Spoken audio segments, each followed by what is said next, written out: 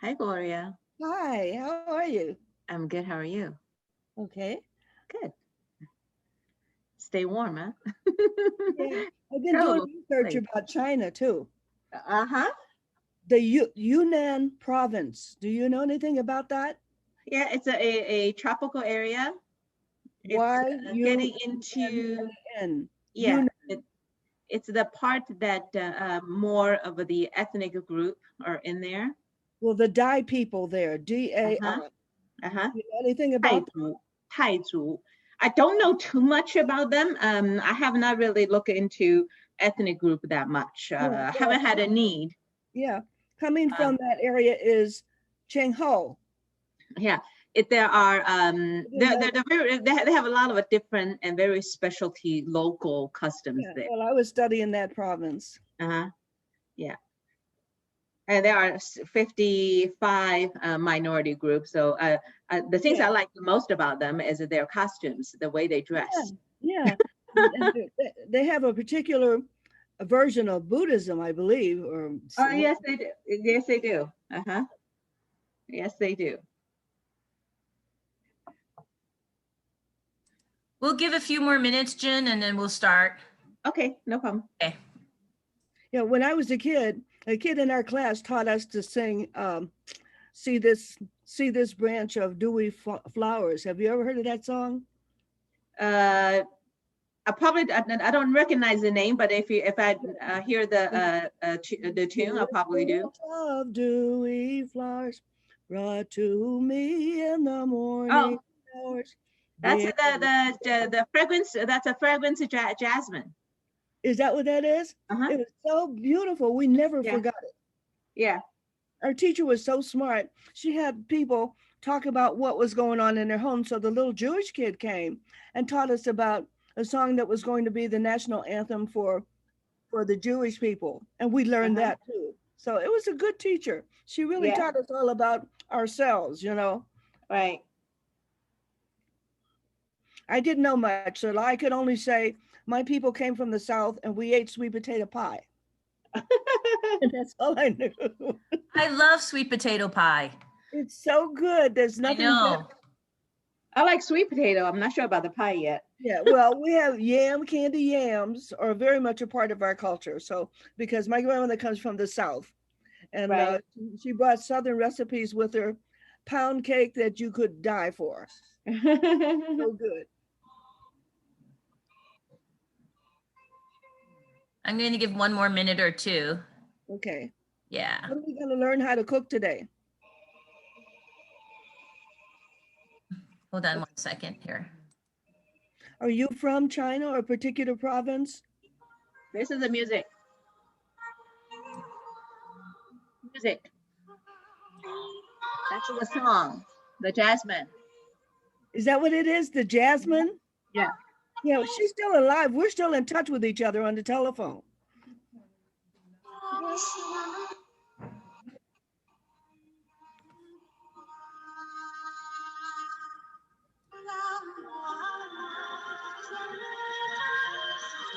Yeah, Right? that's the song. Yeah. This is actually performed back in the, let's see, this was performed back in 2005 Wow. by she is now the current First Lady of China. She's a Really? singer. My Yeah. goodness. Well, my friend, I think her folks were from Hong Kong area. Uh-huh. And we used to have a lot of people who had Kowloon, Kowloon, Uh-huh. in neon lights in their businesses. Right. I don't know what that means, but I did research on it. I think it means a lot of them came from that area, like in Hong Kong. Well, it's a Kowloon is a part of Hong Kong, and the reason for the lights before it was for, I mean, first they started it's for holidays, and then now you see that if in China you see those lights year round. Uh, it's a basically attract attention. So Yeah, people see, okay, this storefront it probably is very popular. Look how many people there. It's nice and bright. So it's just an attraction. yeah. It was in the window of some of the Chinese businesses. Yeah, it's everywhere. Lights. It's everywhere. Mhm. All the time. All righty. I think we're ready to go. So thank you everybody for coming today for our second cooking class. Miss Jin is here with us and she has a love and passion for Chinese cooking. So she's going to be teaching you about how to cook braised pork with noodles. Jin, take it away. Okay. Before we go, I forgot, if everybody would like to email or chat with me if you have questions, or if you want to raise your hand or interact with Jin while she's cooking, feel free to unmute yourself, which is fine, or chat the question to me and I can ask her. But Right. meantime, if everybody can mute your microphone right now, then the focus will be on Jin in the cooking part. Okay, Jin, go ahead. Thank you.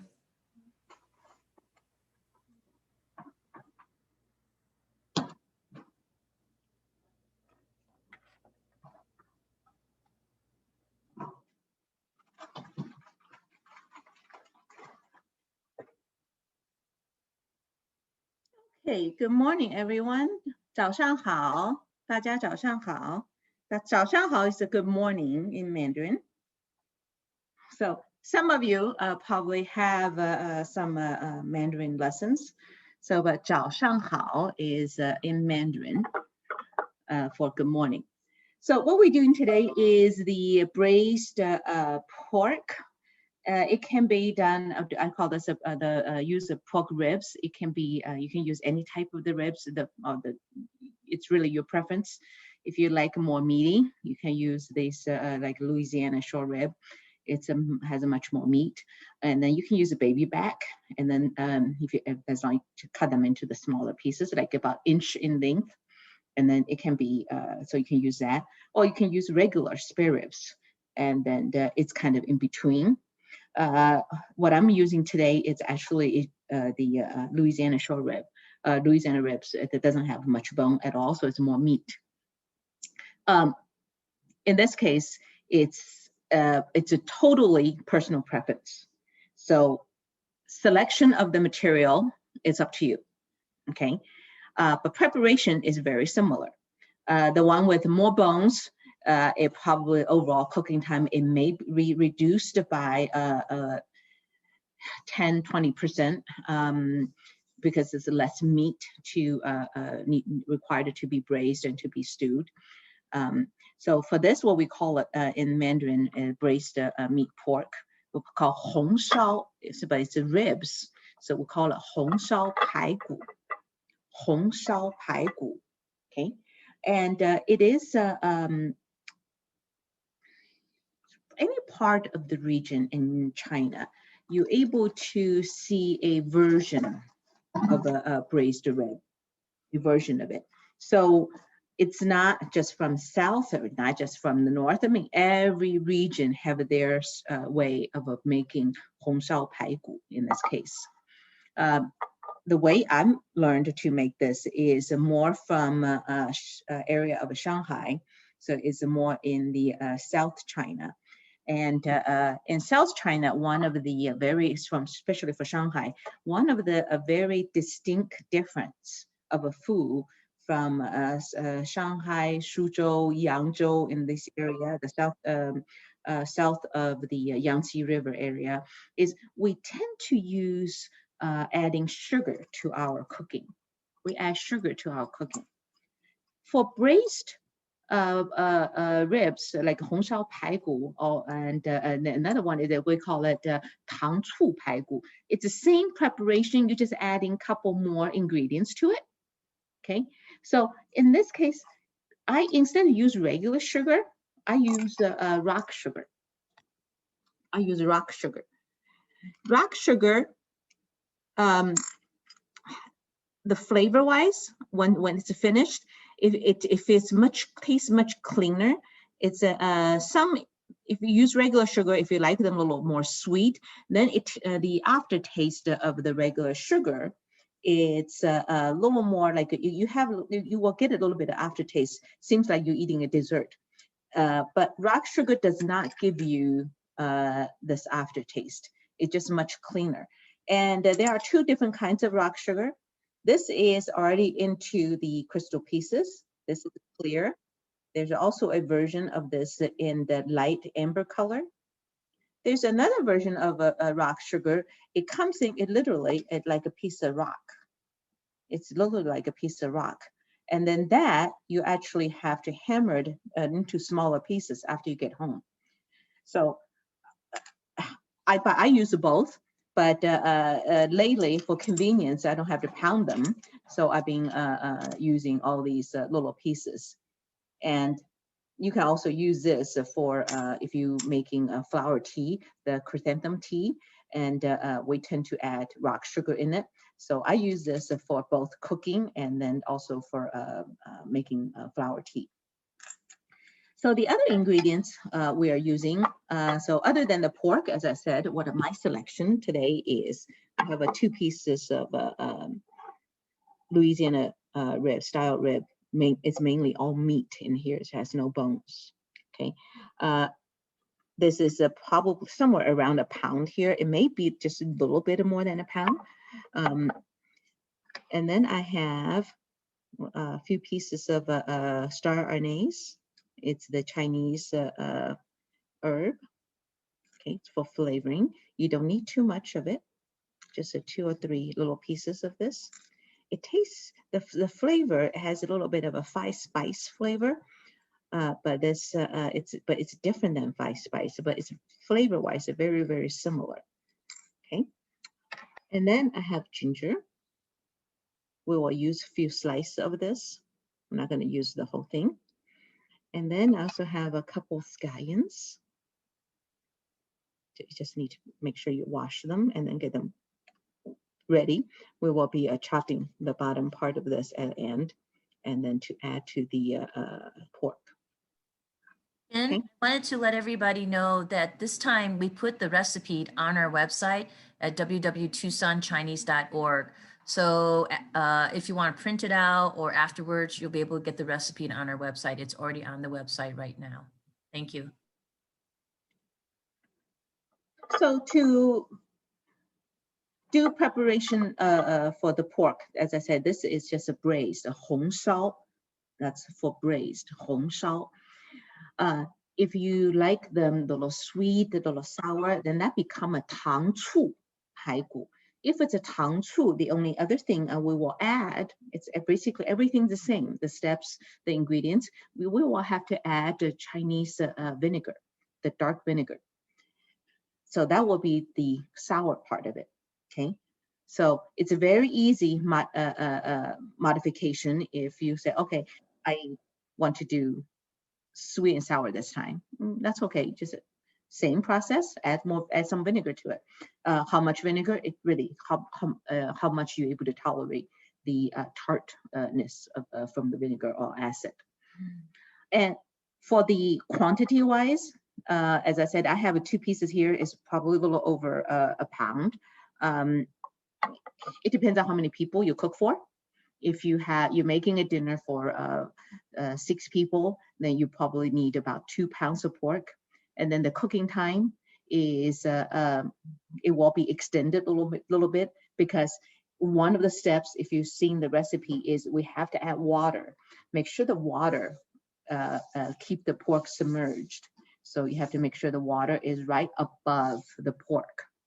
So if you're cooking for a smaller amount, you obviously need less water. But if it's more pork you're doing, you're cooking for 6 people, 8 people, even 10 people. So that means you just have a more meat material required. And then you need to add more water. And more water, which means that to braise that completely, it will take longer time. Okay, so the way to see it, I will show you when it's ready. It's when all the liquid are reduced basically to only cover the bottom of the pan. But don't let it dry out, because when it's dried out, it means it also suck out the water from the meat. Then it won't be so tender and moist anymore. Okay, now, so to prepare the meat, we don't want to cut this too big. So what I'm going to do, I'm just going to take this. with a little bit of a so-called the fat in here, which is okay because it gives it will actually helps tenderize the meat as well. Okay, so a little bit of fat is okay, but if it's too much, I would trim them off. Okay, so for this piece, this is about a 1.5 inch thick, and then it's about 1 inch wide. So I'm not going to change too much of a size there. I'm just going to cut this into about half inch thickness. Okay. Just about 1/2 inch thickness. So they're each still, it's a nice piece, nice size. It will shrink a little bit after it's been cooked, but they're not too big. They're not too big. If the way you purchase the pork, if it's a much thicker or much larger in piece, and then you just basically reduce the size.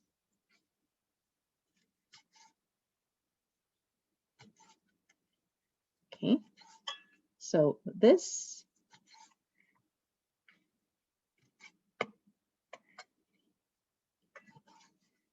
they all, if you can see, they're very similar in size.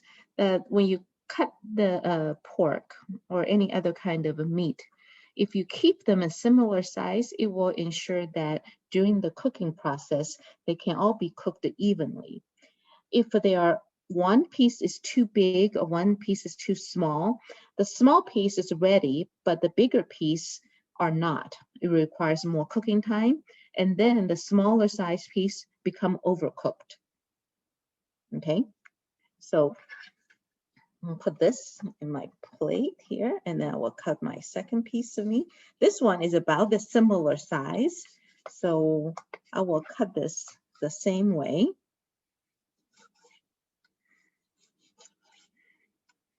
I mean, if for some reason it happened that you cut them bigger, or if the people in the family just like to have bigger pieces of meat, and they rather just say, I pick up a bigger piece and then I will cut them on my plate. Then just make sure all of them are in the similar size. Okay, this is one piece was a little big, and I just divide that. See this piece when I did that, and this is a much bigger piece, right? Then I just divide this in half. I'll just divide this in half.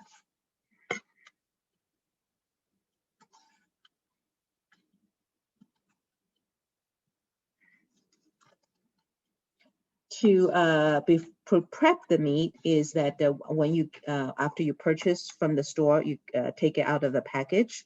Make sure you rinse them. For meat, I always rinse them, especially the ones that with the bones in it. Especially the one with the bones in it.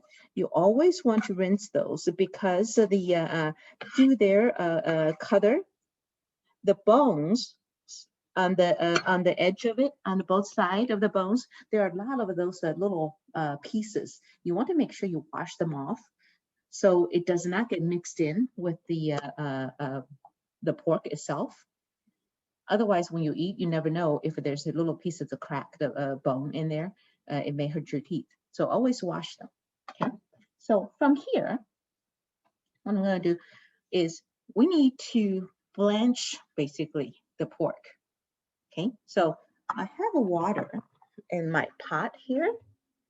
I basically use water in my cooking pot and water. I'm going to now get the water to boil. Okay, so once the water is boiled, then we will put the pork in, let it cook for about a few minutes, and then we will take it out and then to rinse the meat off and then get the pot cleaned up. While this is working, I can show you how to, what are we going to do with the ginger? Okay, let me just rinse this off.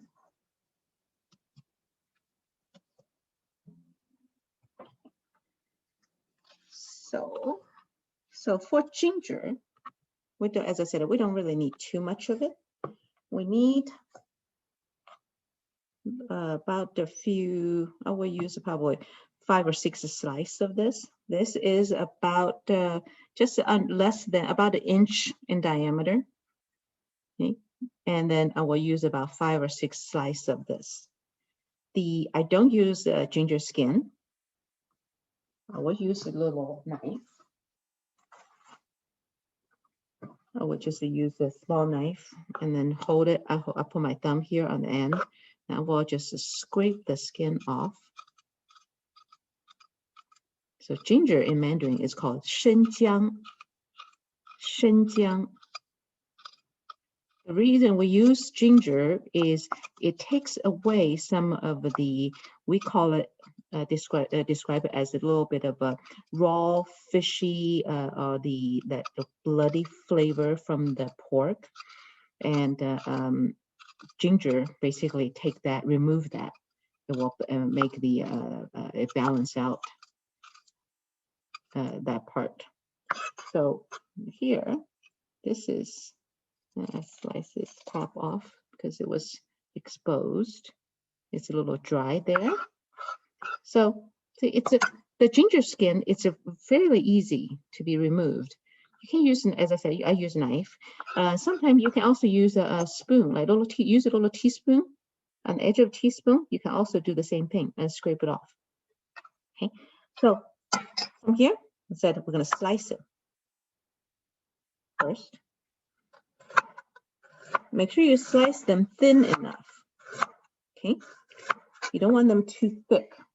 Okay, so with these, here's one of the 2 ways to use this. You can just use it the way it is, slice, add it in there. And then when the pork is ready, it's still there. And if you don't like ginger, you can just remove it. You don't have to eat it and then throw it away. I like ginger. So what I do with these is I'm going to mince this. It will be all cooked in with the sauce, everything. And then this can be consumed, but also the flavor is not extremely strong. You can you can hardly tell that you're actually consuming ginger because it's fine. It needs to be finely minced. Okay, so I stacked it. You can just it's sliced first, and then you cut them into fine strings. It's from the slice to fine strings, and then be careful with your hands and fingers when you chop this, because it can be, see, they become very small, the strings of ginger. It's actually 2 of them here. Okay, and then I will turn that around.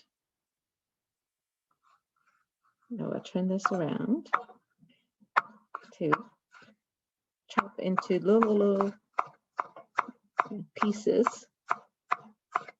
Make sure when you purchase ginger, the selection, buy the ones that's not very dry. You can still feel moisture in there, because when they become too dry, it's more fiber.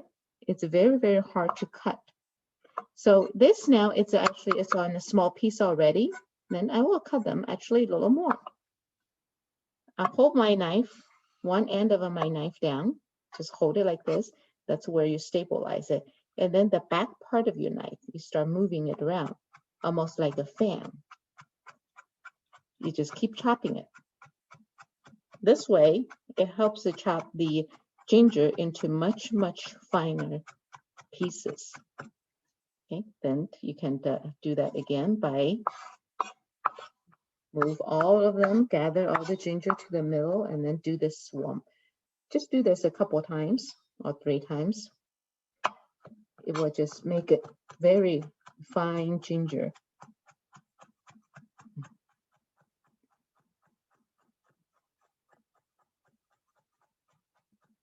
If you don't like ginger, keep them in a slice and then just take it out. Either you get a slice, you don't have to eat it, right? It's much easier. But if you like ginger,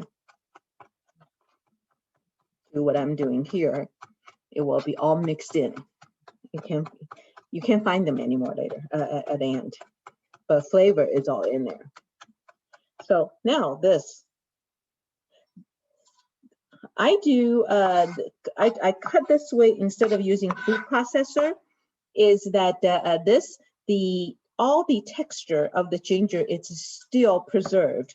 It's not, if you use a food processor to grind this up, you get more of the liquid from the ginger, and then fiber and liquid, it separates more. But this way, everything is preserved, and you're not really wasting anything, and then you get all the benefits of the ginger, okay? So then after it's chopped, you just keep it in the little dish and get ready to use this, okay?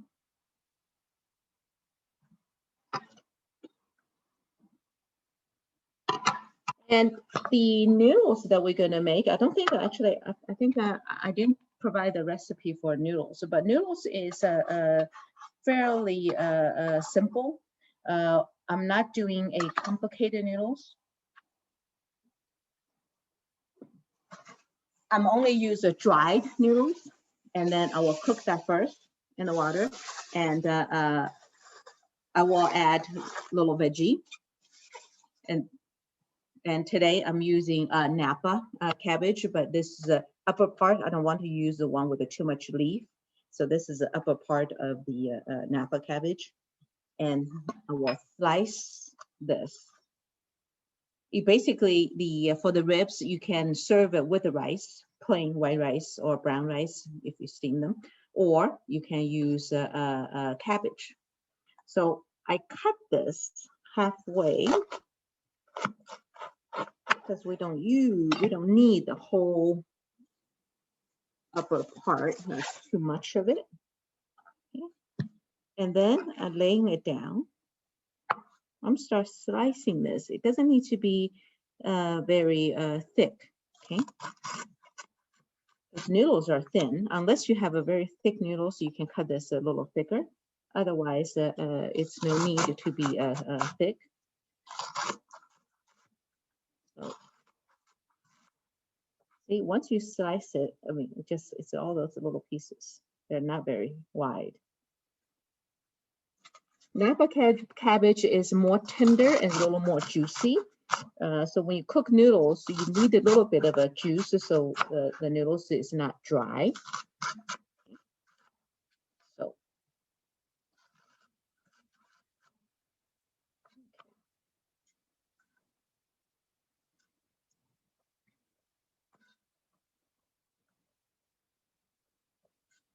Put this.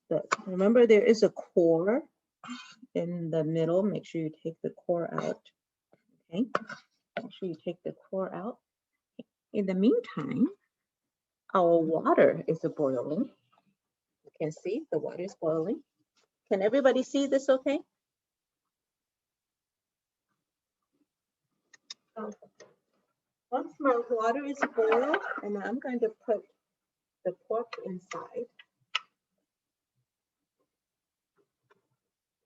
Just be careful when you put the pork in so the hot water does not splatter. And then make sure you stir that, stirred, and then make sure all the meat pieces are separated, they're not stick together. So see, once you add in the meat, the water stops boiling, right? So just let it boil, bring that back to boil again.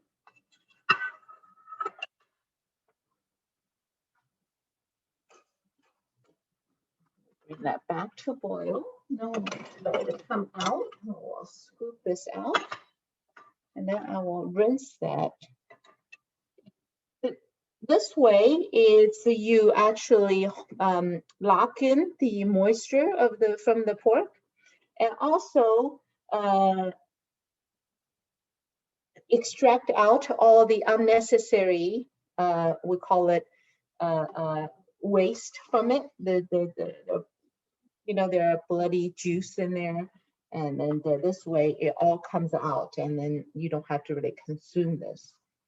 So it's coming back to boil pretty quick. I mean, with the steam, it may be a little harder to see, but it does come to boil very fairly quick. And then it's already started. You can see the bubbling. So it's the temperature is already at the boiling point. And then just let it boil for 2 or 3 minutes.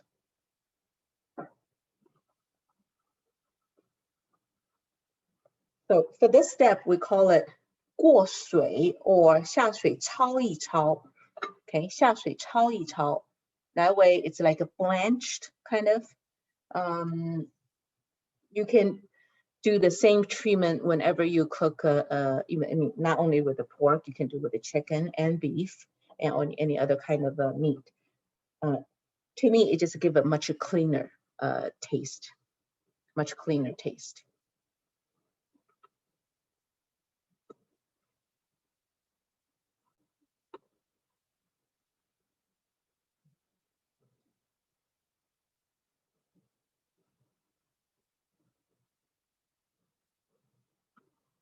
So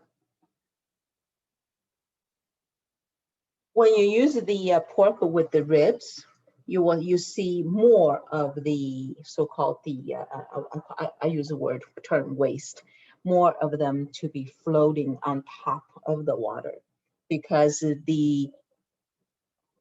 all the things that come out of the bone, it's all cleaned out. So the water won't look at this like this clear. So if you use the rib that has the bones, expecting more cloudy liquid. And that's the reason that after it's blanched, I like to wash the meat and drain again. Because some of them, even when you take this out of the water, there's still, I mean, all the things that's floating on top, I don't really want to have that in my dish. So when I drained it out, still there's some residues down there. So that's why I wash them first. So that's pretty much ready. So I will take this out. And when you take it out, as I said, all the things are floating on top. You still get some of that on the meat.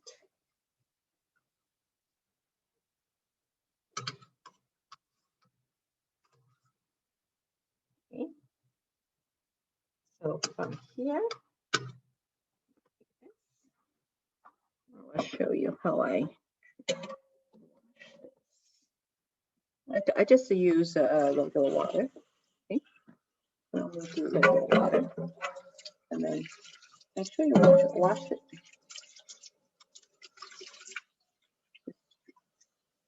I will just rinse all this.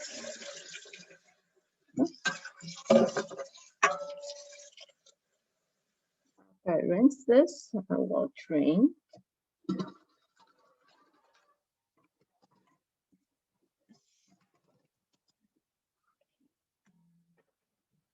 So I will drain this into this here. So just let this drain for a couple minutes. Make sure get rid of all the excess water in here. Okay. So then you can just leave on the side. Get ready to use it a little later. In the meantime, I will dump out. No, let me do this. Let me do this part first.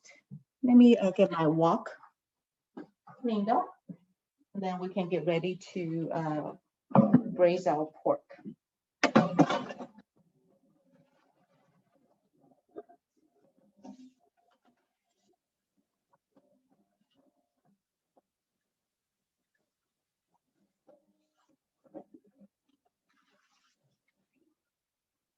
Because braising the pork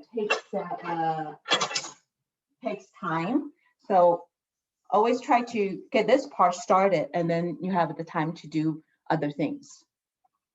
Okay. Jen, what part of the region is this recipe come from? That is, as I said earlier, there's similar things all across China.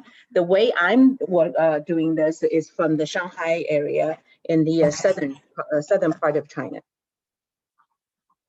Okay, that's what I, so as I said, this, you can have, you find this every region, every home cooking, but they alternate just very, very minor alterations of flavor.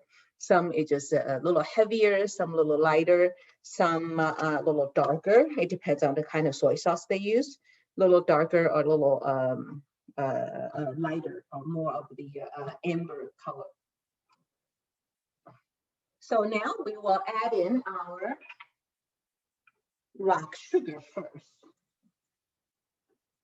Now I usually do a little, just add in to let it kind of like melt a little bit, and then we'll add the oil. You can add oil in first, that's okay too. This is the way. I mean, and this is the part that everyone can do this a little differently. You can add oil in first, and then add the ginger.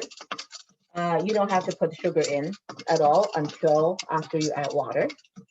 I always like to do sugar a little because I want that sugar flavor to be coating the meat from the very beginning. See, the sugar start melting here.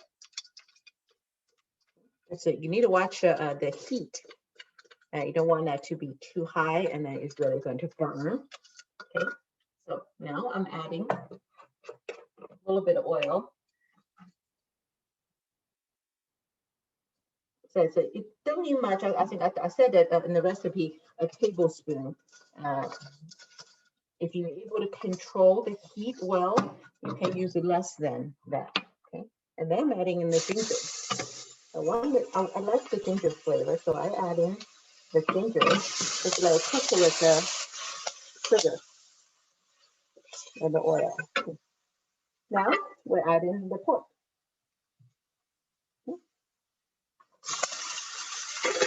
Now we're adding the pork.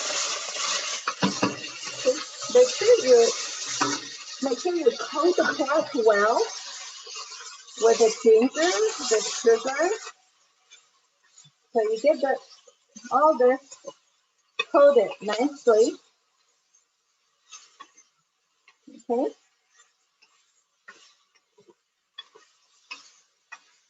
If your wok is getting like a high heat and a very hot already, and you don't have to turn the heat high, you can be low until this is all coated. And you can see the pork has a little, it got caramelized a little bit, right? Got caramelized a little bit. Okay. So from here, I will add the soy sauce.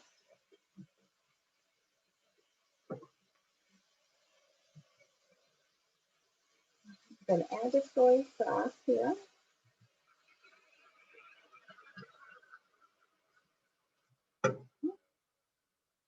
From here, now we add water.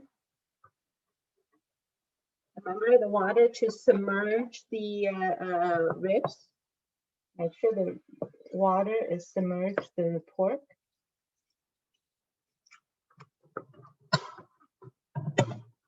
Okay. And now make sure you're in high heat, because we need to make sure we bring this to boil. We need to make sure we bring this to boil.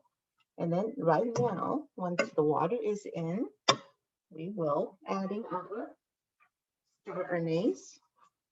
If you don't like this, you don't want to accidentally pick a piece and eat it. Okay, star anise in Mandarin is called 八角 because it has 8.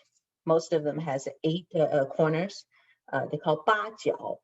Can add this in, but if you don't like this, you don't want to say I will eat it. You can get a piece of a cheesecloth, wrap it and tie it, and then put it in, and then just take it out at the end. Okay, but I usually just add it in. So water is pretty much, say I have here, I said that so you make sure the water submerge the meat. This is pretty much the way it look like. Okay. And once it's boiled, start boiling, then we will reduce the heat. Once it starts boiling, we will reduce the heat. Okay. As I said, I'm only cooking this, it's a little over a pound here, so it shouldn't take that long to for that to become a boiling, and then to the boiling point again.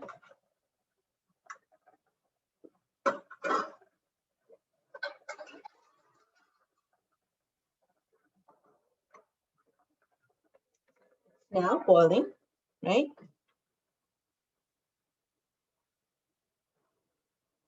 You can, now we reduce this to low, to medium low or medium low. The way to, the perfect way I like to have it is, it's still boiling, but you will see as I just turn down the heat, you will see the boiling will be in all small bubbles. It's small bubbles boiling, not going to be so big bubbles. You're not going to see big bubbles. Okay, so just to keep it this way, let it boil until it's all reduced, the liquid got all reduced. So right now, we leave this the way it is for about 10 minutes or so. Every 10 minutes or so, we will stir that one time. So to make sure all sides of meat are cooked evenly. And we can also add a lid. We can also add a lid to let braise. That's the braising part. Okay. Now, while that's cooking, we'll come back to our preparation of the noodles. Preparation of the noodles. So here are the Napa cabbage we cut. And we're going to put it in the bowl. I will put this in the bowl. So Napa cabbage in Mandarin we call 大白菜. 大白菜. Its literal translation is kind of funny. 大 means big. 白 means white. I mean, because the stem part is fairly white. 大白菜, 菜 it just means vegetable. Okay. Okay, so I have the Napa cabbage. The other ingredients I will use will be I'm going to shred some carrots. Okay. Grab my carrots.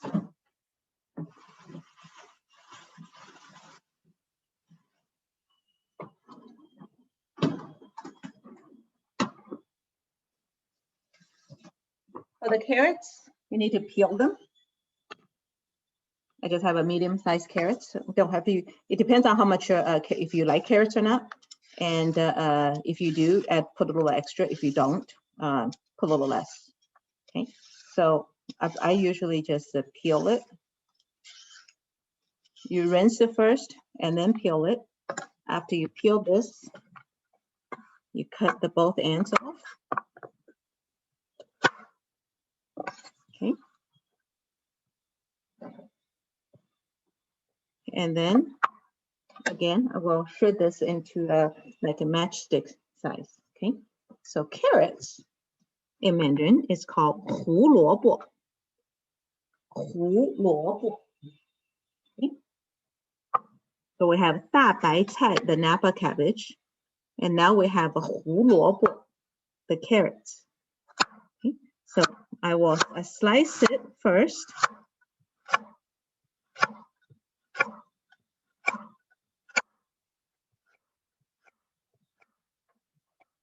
Okay. And then after I slice it, I line this up. That way I can cut this into the matchstick size. So we call this a 胡萝卜丝 shredded. It's a 丝. Okay.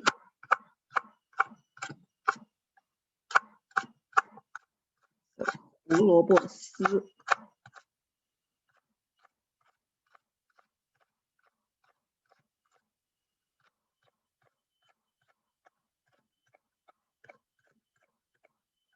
Okay.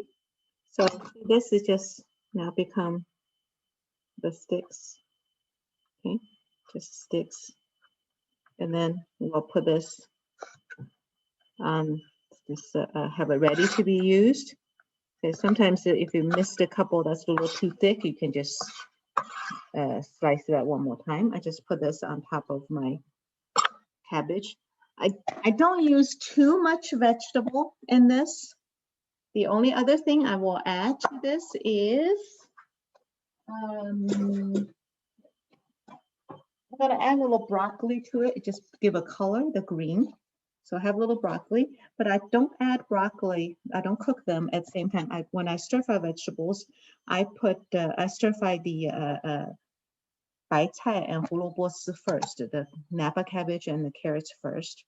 Once that's softened down, then I will add in the carrots. So this is basically we're doing vegetable noodles. This is pretty much my choice of vegetables. Vegetables, again, it's optional. I mean, you don't have to use this.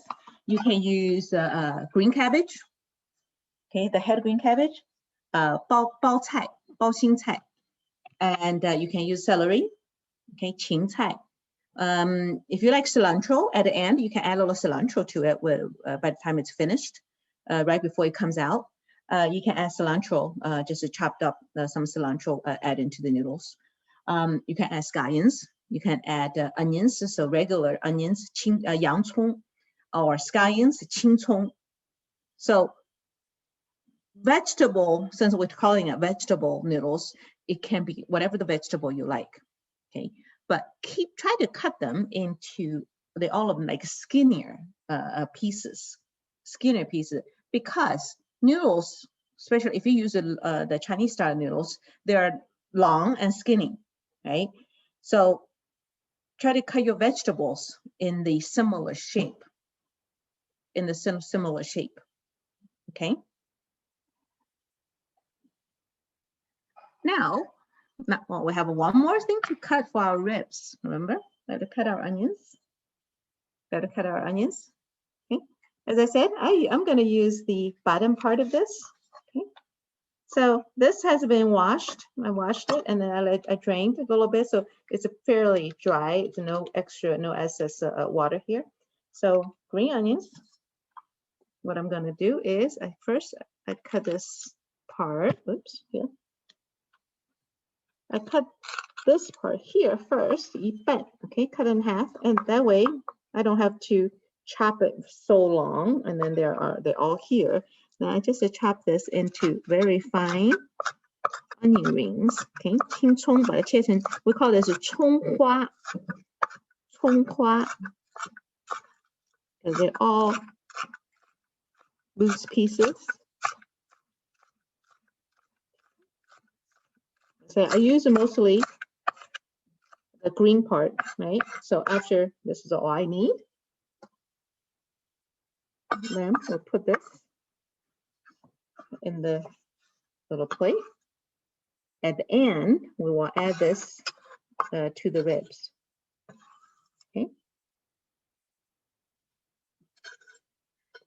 This is also more for our garnish of the ribs. If you entertain, you cooking this for a party, you have a guest coming in, what you can do is you can add half of this into the pork and stir with it so you can get the flavor. And then the other half, you can actually just sprinkle them on top of the rib after you plate them. So it's a nice and fresh green look against the amber color pork. That should look really, very, very refreshing. Okay, so use half of it, mix it in, and then the other half just sprinkle on top. Okay, so that's that. I think we pretty much finished cutting our things. Noodles. It's like, what kind of noodles do we use, right?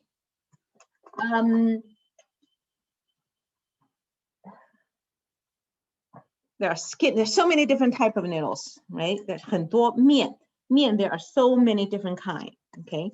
So we can do thicker noodles, skinnier noodles. You can buy fresh ones, you can buy dry ones. I always keep some dry noodles with me at home. There are times I do buy fresh ones. I get that from Asian stores. I usually shop at either Lily or the Grandstone on the Grant and the Stone Avenue. So, or on Lily. So, but today I'm going to show you to be convenient in the way. If you always have some dry noodles at home, you can basically do noodles, cook a noodle dish anytime you want. Fresh noodles, after you purchase them, you sort of, there's only a certain number of days you can keep them unless you put them in the freezer. And then if you put them in the freezer, say, okay, I want noodles today, but oh no, what? It's still in the freezer. Then say, oh, I can't use it tonight because it wasn't defrosted. It was still a piece of rock. So if you have a dry one, say, okay, I just cook some noodles and then I can stir fry it, right? It's much easier. So the noodles I have today,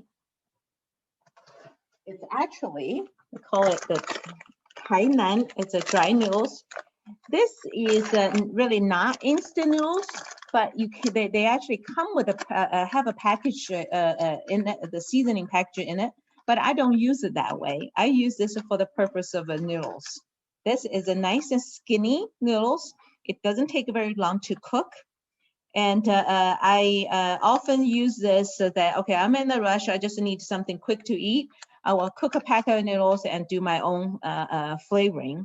I don't use the sauce pack in here, but it's the same thing. I can use this for cooking stir-fry noodles, as that is very, very thin, okay? So I will show you what this look like, but I think it's about 10 minutes. Let's go check out our pork. We need to, remember, we need to turn the pork one time. Okay. Let's see, have the angle here.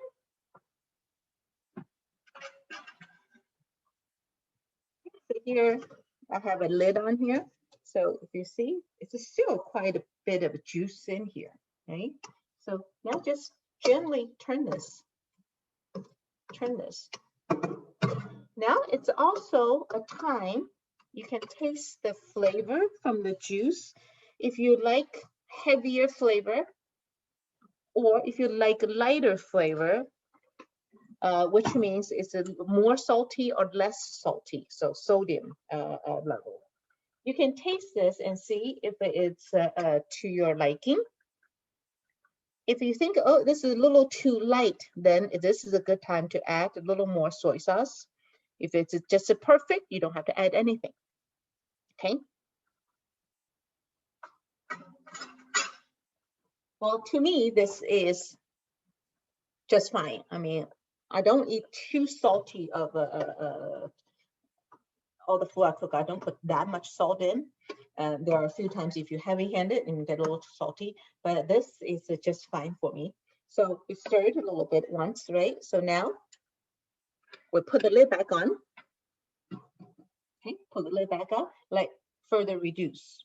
Okay, like further reduce. Okay. So now let me show you the what does this noodle soup like. So we also need to cook our noodles. So let me get a pot to start some water, okay?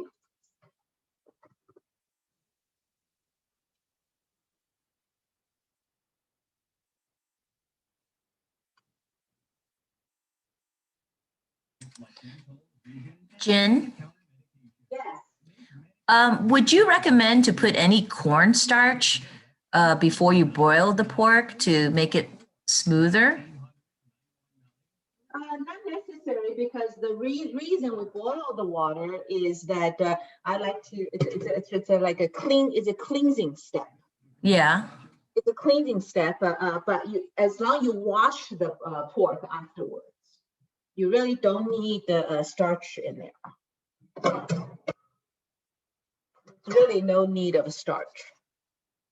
I know some people are using it, but I have never put starch in it.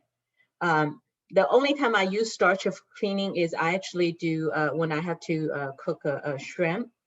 For shrimp, I use the starch to clean shrimp after I peel the shrimp and then try to devein. And then to make sure that all the vein is got cleaned out, I use starch in that, but I never use the starch in pork. Okay. So here's a pot of water. Okay, I just start this. I'm gonna use this pot to cook noodles. And I like it whenever cook noodles, if I'm gonna use it for stir fry even, I like to add a little salt in the water. It's not like you need too much of it. You just put some salt in the water. And bring the water to boil. Then we will then cook the noodles. You don't want to cook noodles too early. I'm not going to do the two-step noodle cooking. I start cooking the noodles right before I'm ready to stir fry my vegetables. That way, when the noodles is ready, I will bring the noodles directly out of the boiling pot, put into the stir fry mix. So it's nice and warm. It's all contained. It's not, you don't have to overcook the noodles. You basically coat the vegetables and the noodles in the sauce and then just mix them together. So your noodles is not overcooked. Okay. Does anyone have any questions for me in the meantime?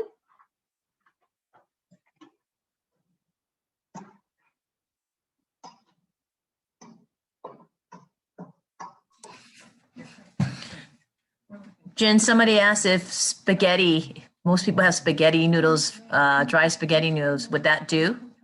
Yeah, make sure you cook the spaghetti noodles well, because spaghetti noodles is a different texture than the regular Chinese noodles.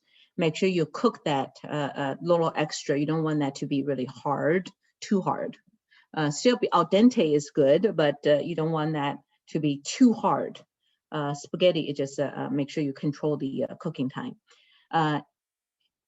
I would suggest that you always taste the noodles after you mix it with the veggie. You you stirred everything with all coated with the flavor, but taste piece of the noodles before you serving it. You're taking out of the pot and then put on the plate to serve. Sometimes spaghetti seems like it's done, but it does not get all the flavor. It didn't soak in all the flavor. It just does not absorb as well. Any other questions? Again, noodles is another dish you find all across China. There are so many different ways of cooking noodles. Noodle soup, stir-fried, or they simply cook the noodles, add the toppings, and then just mix it in the bowl. It's not like you mix stir-fried noodles, so you mix it in the wok. They all separated.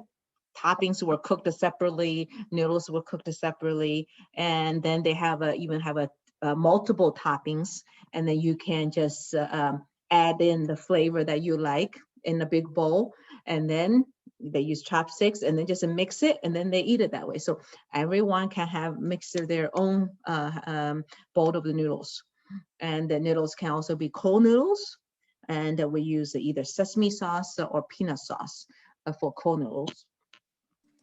Jen, somebody asked, we had a tea ceremony, and they wanted to know, with this dish, which would be more appropriate tea to bring out the flavors of the food?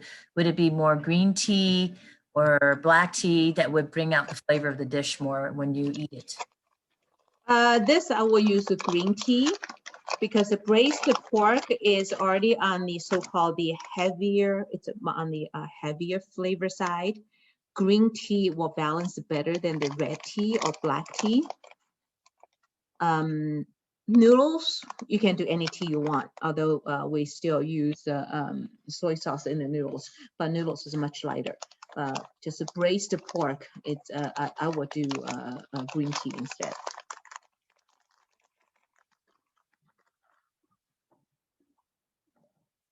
Okay, let me show you this noodles. Okay.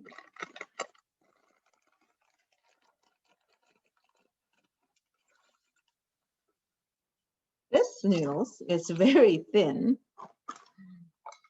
It's very thin. It's a pack. This is a 1 pack. I'm going to use a 2 pack for our stir fry. But as I said, it's a thin noodles. It doesn't take very long to cook, so you don't want to overcook this. See how thin they are?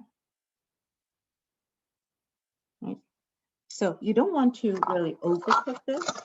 And then as long as it's boiled, even from the first time, after the first boil, make sure it's all, you use chopsticks, make sure it's all loosened.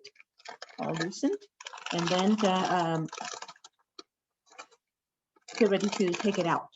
Because longer you cook, sometimes even 1 minute longer, it changes the entire texture. Thinking, oh, this is way too soft. Right? I mean, it does happen that way.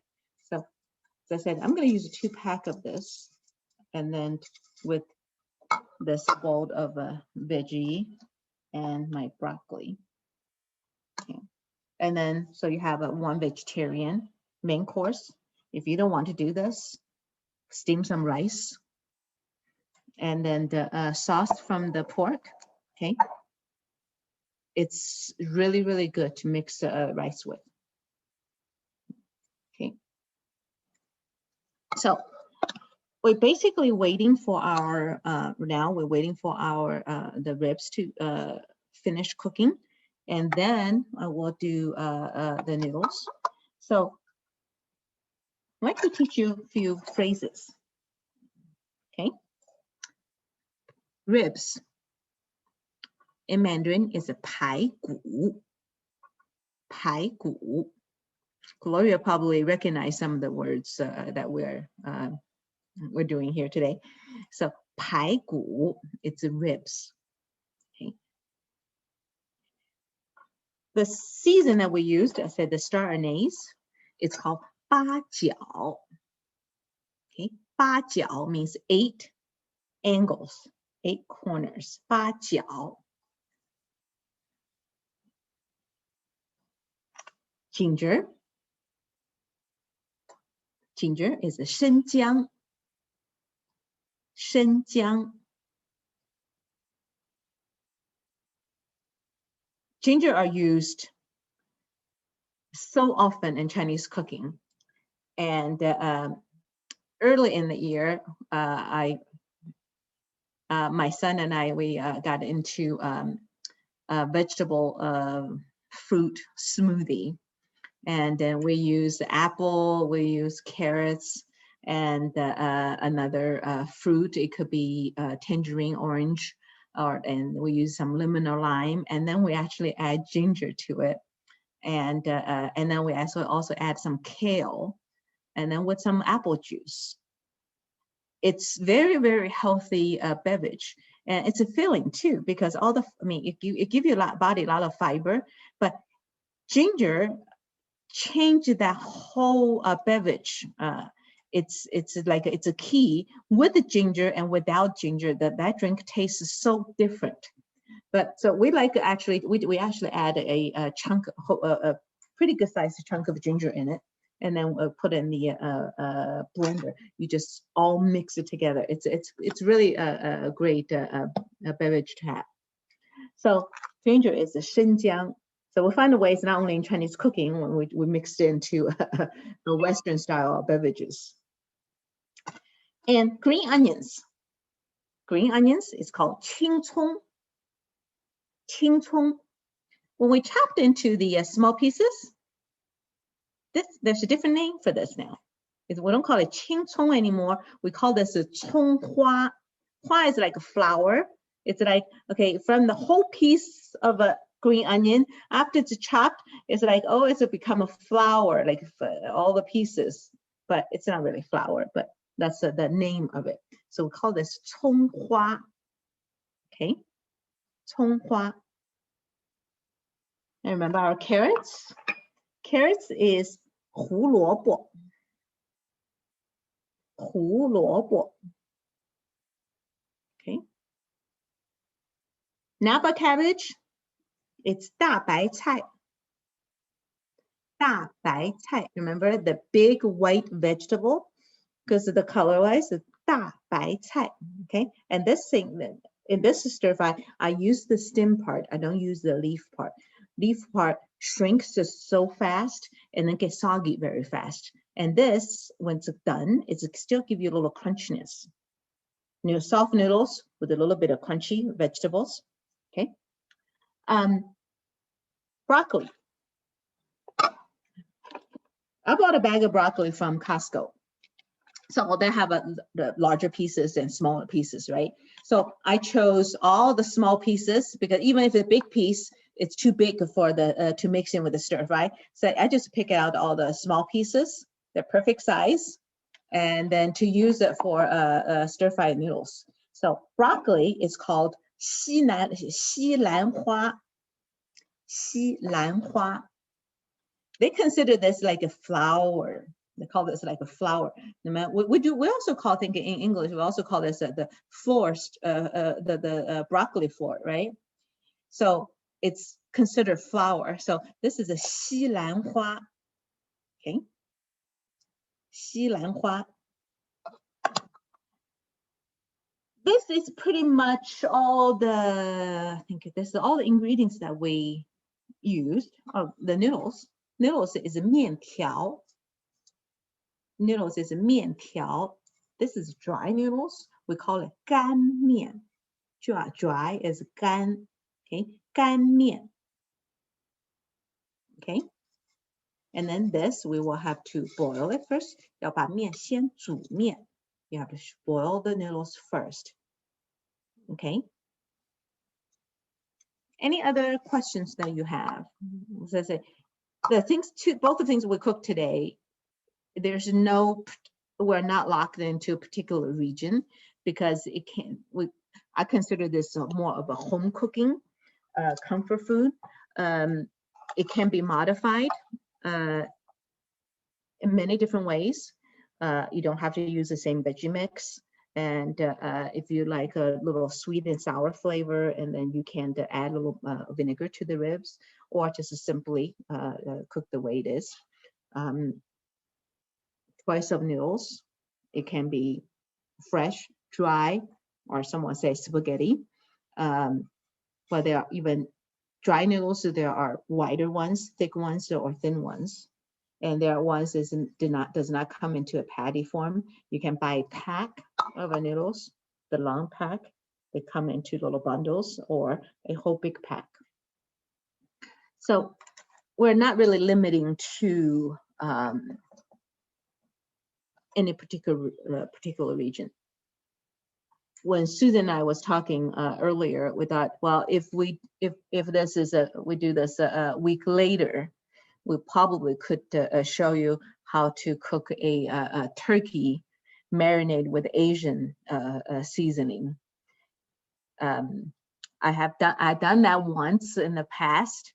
It's nice and juicy. It turned out pretty interesting. It's like we got a true mix of East and West, because turkey is definitely West, right? Because Chinese don't have turkeys. they don't even know what turkey is in early years. And then all the seasoning, we use 5 spice, we use star anise, we use soy, we use the Haitian sauce, and then the cooking wine, everything for marinade. And then the gravy is from that marination. So it's a true Asian flavored turkey. But I haven't made that for a few years. I think I only did it once in the past 8 years or so. Anyone have questions for me? Well, Jen, I was going to let everybody know, I encourage everybody to email me if you have certain recipes that you would like Jen to cook. We definitely can add it on in the future to build our program if there's certain dishes you'd like to see how Jen cooks it from her perspective. Yeah, to me, the cooking is fun to try new things, even if it's something like I never cooked it before. I actually ventured a few weeks ago to cook the beef shank and beef tendon. You know, Chinese people love that beef tendon. They consider that's a delicacy. But beef tendon is really, really hard to cook. So I have never cooked it before. So I mixed a beef shank and beef tendon a few weeks ago. And then it took over like I had about 1.5 pounds of beef shank and 1.5 pounds about beef tendon. And so 3 pounds of ingredients there. You don't use veggies at all. You still use the seasons and then the herbs.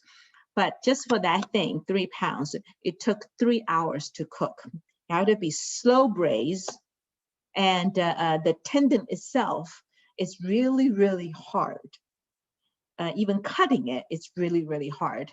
But once it's done, it's really nice, like a very jello-y and soft. And that can be used in different ways. I mean, you can eat it while it's warm. But because of the gelatin texture from the tendon, once it's cooled, it's very interesting. Once it's cooled, you can actually, you store them in a container, you can actually pour that out of a container. You can slice it. It become a jello. But it's not like a soft jello that we use for desserts, like a fruit jello. It's really floppy and soft. But this is still all the juice turned into jello. And then the beef shank and beef tendon, when you slice it off, you can see the meat, and you can see the tendon is it's like a crystal, very transparent look. And then all the juice that contained there and become jello is nice and firm. So that one was interesting. And then I had friends try those, and they say, "Oh yeah, this is really good." I said, "Oh, that's good. I don't know what to expect, because I never cooked this thing before." And then they say, "Really? This is your first try?" I said, "Yeah, I thought it's fun, and then it's something I like to eat, but I never cooked." So it's fun to learn new recipes, and then even say first time if it doesn't turn out, and then at least you know where to improve. So it's a fun thing to do. So yes, if you have recipes that you are interested in, I'm really happy to know what they are. Okay, now it's time to turn our pork again. Right, it's time to turn our pork a little more. The juice, see, the juice are much less now, right? Remember, it was still, last time we opened, it was still pretty much covered, right? Now it's only almost to the bottom. So just do this one more round. This should be nicely embraced. I know in the recipe I said that we do using cooking wine in there. I did not use it today. It depends on the type of a pork you get. Cooking wine is an optional item. There are people love to use cooking wine in cooking meat. It's not much of it. They just do a little splash in there. It just gives a little bit of extra flavor. Cooking wine has its own, we'll call it, has a nice fragrance to it. I don't always use it. On very few things I use cooking wine, but for braised pork, I don't always use it unless it's the one that like a regular ribs has more bones in it. I do a little cooking wine in there. Baby back ribs, I usually don't use it. And then for just meat, this kind of rib, it's basically just a pork. I don't often use that either. So, but that's again, it's up to you. I can show you what the cooking wine look like. Let's see.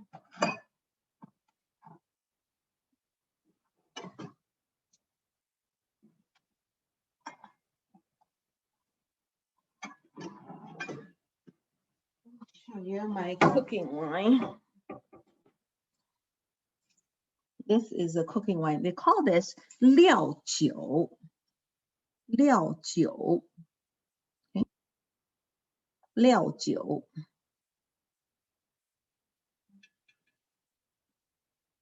And the color is like this. It's a little like amber color too.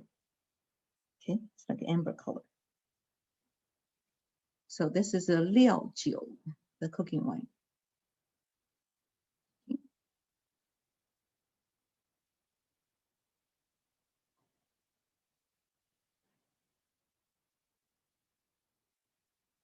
I mean, you can buy a bottle. I don't know if they come in small bottles. This bottle is about let's see, 700. This is 750 ml, and it does say alcohol 15% and by volume, and it does has a little bit of salt in this. So it has this contains the sodium. So this is a purely we really use only for cooking. Okay, only for cooking. I don't know if, as I said, I don't know if they come in small bottles or not. I never really pay attention to that. They might or they might not. I don't know. Okay, so while we're waiting for the pork should be done fairly soon. And then we still have a few minutes left where I can show you how to do the stir fry of the noodles. Okay. Let me get a plate together, ready to plate our pork. And I have everything is on. If you have a question, just please shout out or tell Susan what it is and she can shout out to me.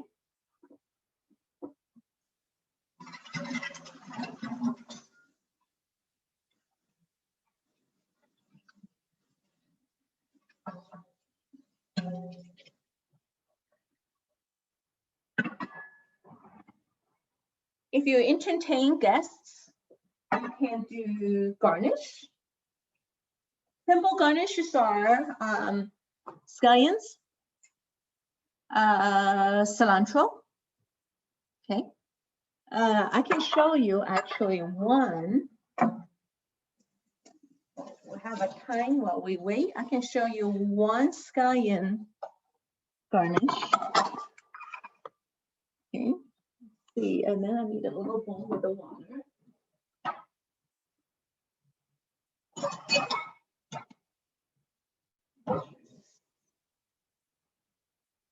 This will be a fairly quick thing to do. You want to do a little garnish with scallions, and then you really remember I had two pieces of scallion. I only use the green part, right? So I have the white part left. So what do you do with the white part? Is you get a little knife. What do? Is you first just make sure you hold it firm, it doesn't run, and then your finger's not in the way. You just do this, cut this all the way, slice it out. Okay, and then one more. Slice it out. Just keep turning to slice this into finer strands of onions, the white part. Okay. This is a very simple garnish to make. See, it's like a little flour. And then you dip this, you let it soak in the water for a little bit. Then it will hold the shape. It will hold the shape. So right now I have this first one in the water. Okay. And now see this one, I cut it very close to the end, right? So now let me do that. Now I will do this one a little less closer to the end. Kind of start from the like almost right in the middle part here and do the same. Okay, garnish this. It's like you created two pieces of flour.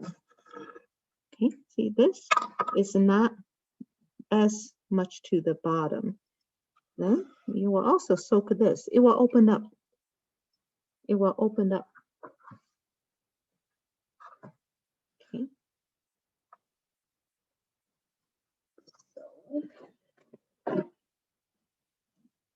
So for the onion. So this first piece, like this. So this one is a little shorter. See, it's not all the way. And you can also push it down in the water. And now this one is also like this. See, this is like then just a tap it dry. You can put this when we put the ribs on the plate, and then we can add this 2 piece on the side of the plate. Okay, so now in the meantime, let's add our scallions to our pork. Okay.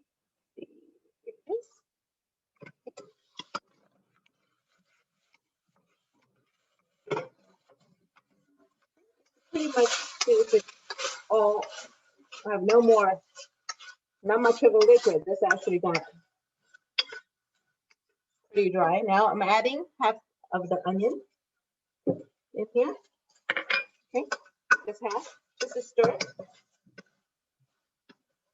Just stir this. Doesn't like a 30 seconds. You can actually, on your nose, you can actually smell the onion. You can smell the onion. Okay, so now we're going to plate this. Well, we'll put this on my plate. What I'm going to do is just put this on my serving plate. The onions are in there already.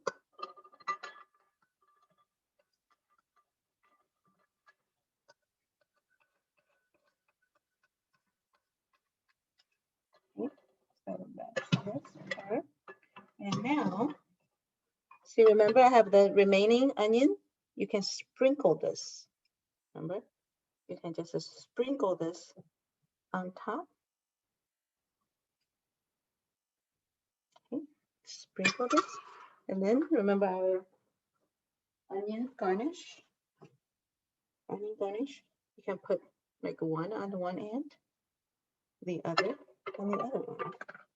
It just adds a little bit of finish to it. It's just adding a little bit of a finish to it. So this is our braised pork.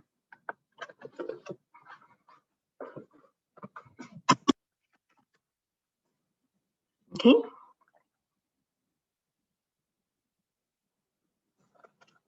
If you don't like to put this at the corner, you can put them on top.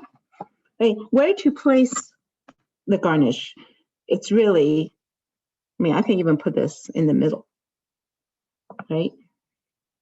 It's not for eating, obviously, and it's just to make the dish like more finished. Onion is probably one of the easiest thing to use, unless you say, oh, I don't have enough onion. You know, what else can we do? Carrots, you can slice carrots and then also then shred it again to make a different look. You can do that. But this is what we have today. So let me wash my pot and then we will cook the stir fry the noodles. Okay.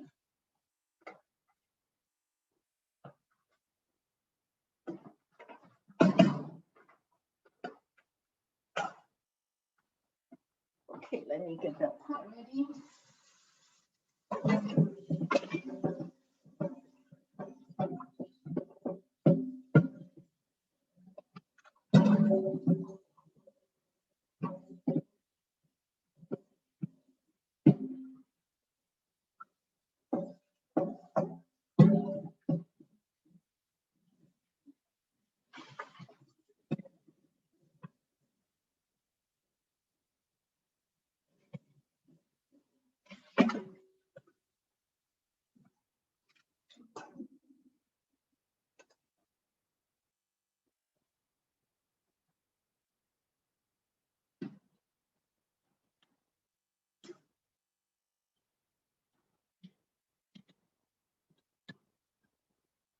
I'm start the boiling the water for the pot that we're going to cook the noodles. Okay, and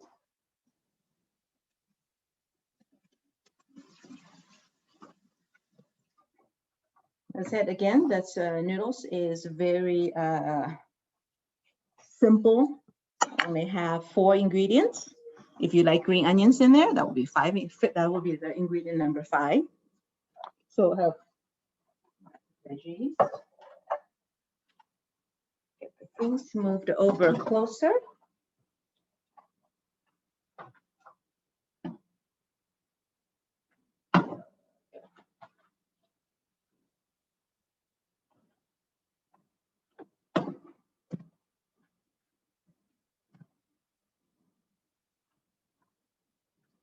Okay, let me move this again. Keep moving things around. The only thing about Chinese cooking is it does involve a lot of preparation, ingredients, chopping, then different, you may need a different stove to be used, different pots to be used. So what I'm having here, this one, because this particular burner is faster than some of the others. So I put the water for cooking the noodles here. And then I'm starting on this one also to get ready to stir fry the vegetables. Okay, to stir fry the vegetables. So for this, turn the heat on high. I don't know if you're able to see me here. Once the noodles start boiling, I can swap this over. Okay. So for this, I'm adding about a tablespoon of oil in the pot.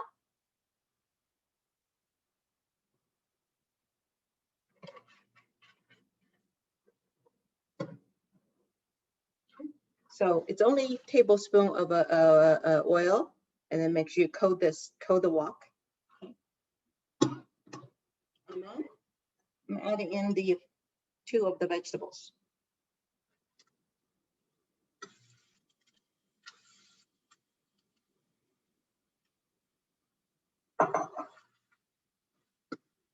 After you add this in, you just need to stir.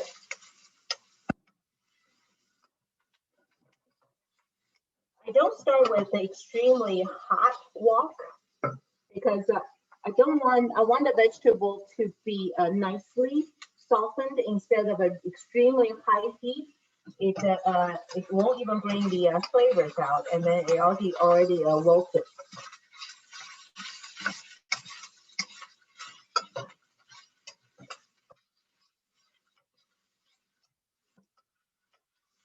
All you need to do is just keep the stir even on the heat. Just make sure you stir fry this gently and it's well mixed. Okay.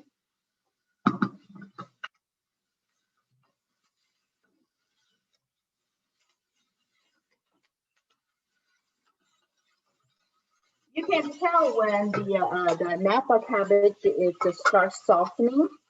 Okay. You can see it starts softening.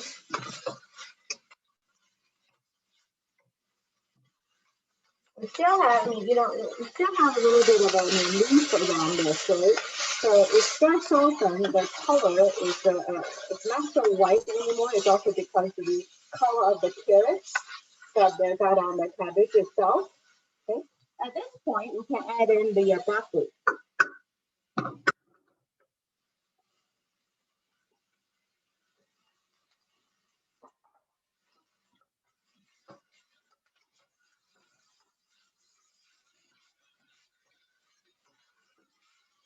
So adding the broccoli again, just make sure you stir nicely.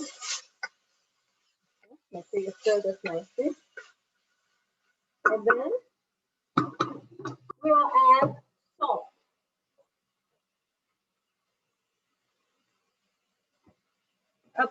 For this amount, I will add about just a little more than a teaspoon of salt.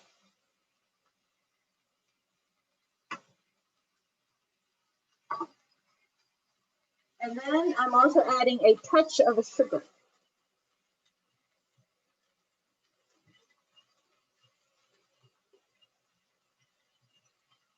And make sure you stir. Make sure you stir this after you have salt and sugar in here. Okay. And then a little bit of a chicken essence.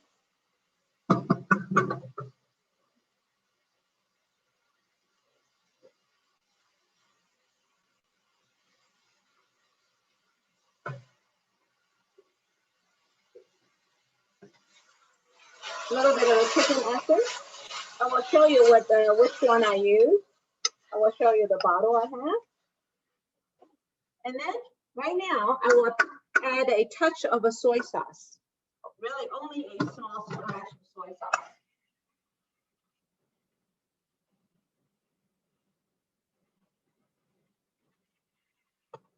And you don't need a lot.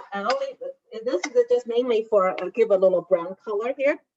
Okay, so at this point, I'm turning off my heat. I'm turning off the heat because the water is boiling for cook the noodles. I'm adding the noodles in.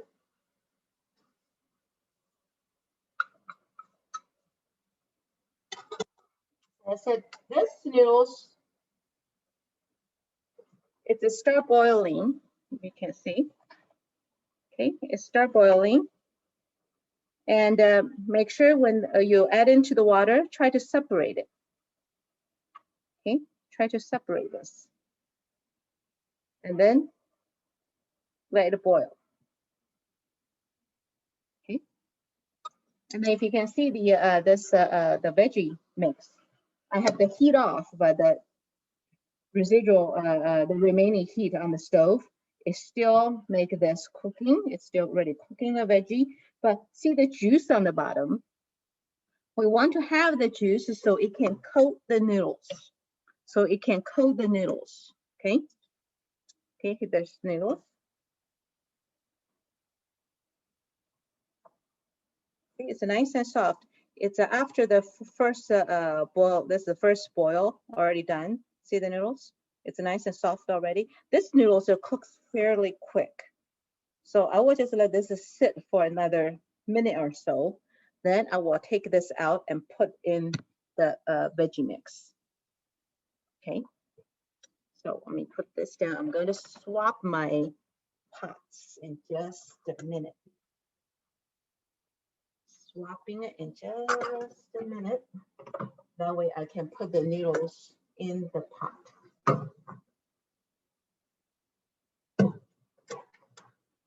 So now you can move this, moving the veggie mix over, and I'm taking out the noodles.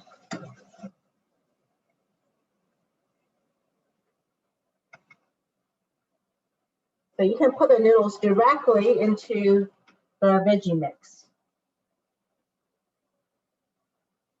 Because noodles is not completely ready yet. It's about close to 95% cooked. Now in the veggie mix, you can just make sure you stir. Cook that last 5% basically.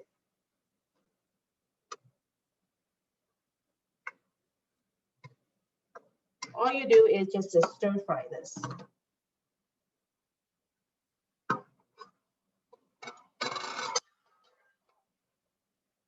Okay.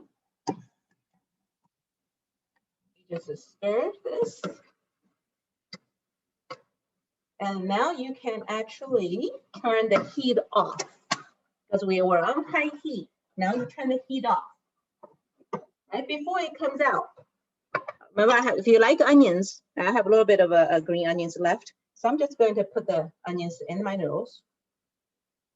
And then I'm going to sprinkle a couple sprinkles of the white pepper powder. Not a lot, just a couple small sprinkles of it. And now mix. With the heat off, you don't need heat anymore.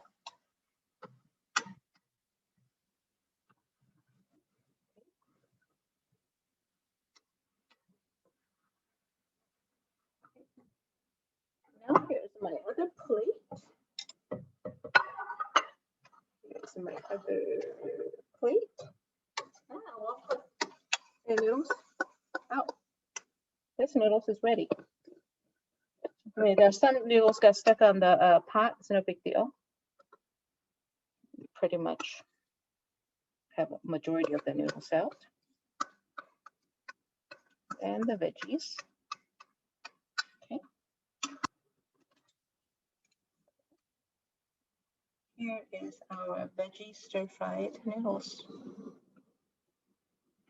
You have so much veggie already in here, you really don't need much of a garnish, but if you want to make them look a little prettier color-wise, and bring out the broccoli from the bottom, and then kind of like place them on the top, and then some veggie. That way it's a little balanced. That way they're a little balanced. Okay. So this is our vegetable, our noodles. So this is our meal today. Have our pork and noodles. Okay. I was going to show you my chicken essence I'm using.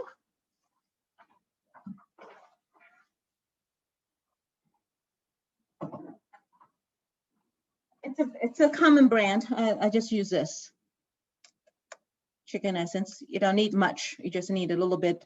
I should add a little bit in the cooking. I love to use this in soup and then in braised food. And if it's a vegetarian dish I'm making, I like to use this. It just gives extra flavor. Okay. So this is our cooking session today. And if anyone have any questions, please ask. Well, I don't know about everybody else, but I'm pretty hungry now. So I'm heading over again to your house, Jen, in minutes. You're pretty close, so. Thank you, everybody, for joining today. And hopefully we'll see everybody next month on December 12th. Jen's going to be teaching how to make good wonton soup next. Wonton, yeah, we're going to make a wonton soup next time. Mm-hmm. And we're going to put this on. We are working on putting all of these videos on Zoom onto our website. It's work in progress right now, but all the videos that we've had on Zoom will be going down on our website for everybody to use as a reference, so that if you forgot something, you certainly can go back to our website at www.tucsonchinese.org to take a look at it.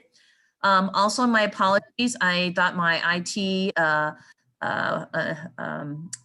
guy put the recipe on the website. I understand he did not, so I will make sure first thing Monday morning that he does put the recipe on the website that you can all download.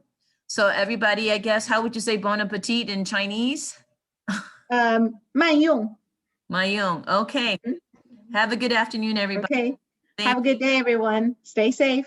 Bye-bye. 再见。